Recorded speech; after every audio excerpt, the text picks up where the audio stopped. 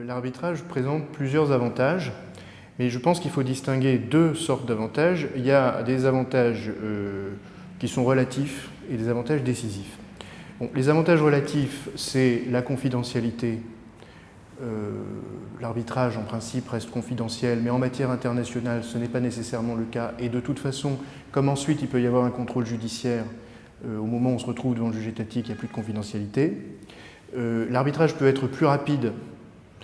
C'est un avantage également relatif parce que parfois il est plus long aussi, tout dépend de l'attitude des parties, de la nature du différend, de l'attitude des arbitres.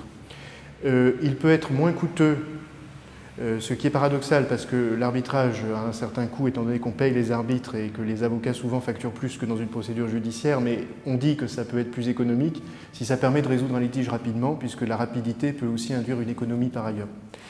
Donc ça, ce sont des avantages relatifs que malheureusement on ne retrouve pas toujours et parfois les parties peuvent être déçues. Après, il y a des avantages décisifs.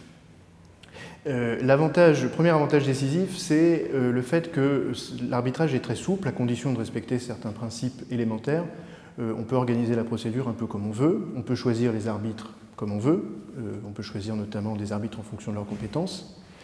Le tribunal arbitral prend beaucoup plus de temps en principe pour examiner un différend qu'une juridiction étatique. C'est un peu une justice sur mesure en quelque sorte, donc ça c'est un avantage indéniable. Dans les relations internationales entre entreprises de pays différents, le tribunal arbitral offre une juridiction neutre, alors que justement, si on se retrouve devant le juge de l'un ou de l'autre, les parties ont peur d'une certaine partialité. Cette crainte n'est pas forcément fondée, mais elle existe. Toute entreprise engagée dans des relations économiques internationales craint de se retrouver devant la juridiction de son partenaire étranger. Il n'y a pas seulement une crainte de partialité, il y a aussi des difficultés pratiques. Pour une entreprise française, c'est assez compliqué d'aller plaider à Séoul ou d'aller plaider à New York. Et pour le partenaire étranger, le raisonnement est le même.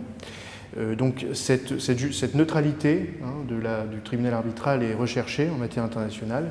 Et puis le dernier avantage décisif, c'est la facilité d'exécution des sentences arbitrales, puisque grâce à une convention, la Convention de New York du 10 juin 1958, qui a été ratifiée par la plupart des États du monde, il est souvent plus facile d'exécuter une sentence arbitrale de force si le débiteur ne paie pas qu'un jugement.